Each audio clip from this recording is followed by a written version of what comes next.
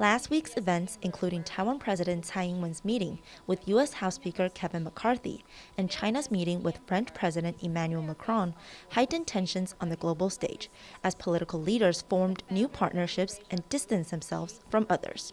TVBS commentator Wen Qiyu assessed cross-strait relations and U.S.-China competition with global political risk consultant and Eurasia Group president Ian Bremmer in the latest edition of TVBS Meeting Room. Let's start with Taiwan's President Tsai Ing-wen's visit with the U.S. House Speaker McCarthy last week.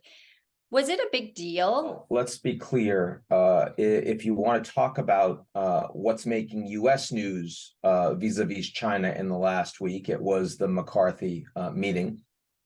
But on the global stage, there were lots of things that were more important. The fact that it happened in the U.S., that McCarthy backed away from a trip to Taipei, and then the fact that the Chinese were much more incremental in the escalation that they took diplomatically, economically, and militarily to response compared to what they did when Speaker Pelosi made that trip last year. I think all of those things make the point that a lot is happening on the global stage right now, and the Americans aren't driving as much as they used to. Macron's comments during the China meeting urging the EU to avoid getting caught up in a crisis that is not their own have sparked global debate. Despite rising U.S.-China tensions, businesses may not choose sides or subscribe to the warring mentalities between the two big powers. There's the performative aspect of a hard line on anything involving China, on treating China as the enemy, as opposed to a country that is sometimes an adversary, sometimes a competitor, and sometimes a friend. And that's that reality, that gap in the United States absolutely concerns investors. Now, the challenge that Taiwan is going to have, not to mention the fact that China is getting more powerful in the region, and you've got Macron and others that are questioning, is also that TSMC is becoming politicized. It's the most strategically important company in the world.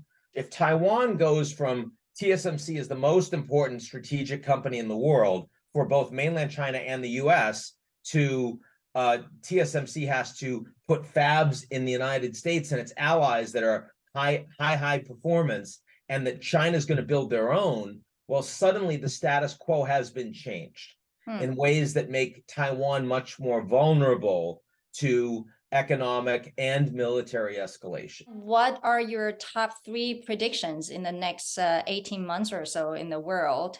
I would say that even if we talk a lot less about Ukraine in 18 months, we're going to talk more about Russia. So Russia is going to be much more of a danger as the most powerful rogue state on the global stage for the West that we've seen in history. That's number one. Number two, I think Trump will probably get the nomination, and that means that the 2024, the GOP, which means the GOP will have to align underneath him.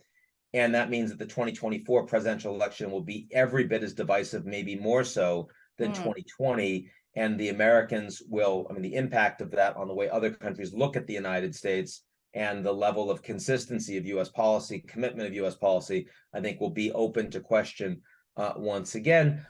Bremer predicts China's global influence will continue to expand, and the EU may struggle to maintain unity against Russia while pursuing economic opportunities with China. Wen Qiyu, Vivian Xiao, TVBS World Taiwan.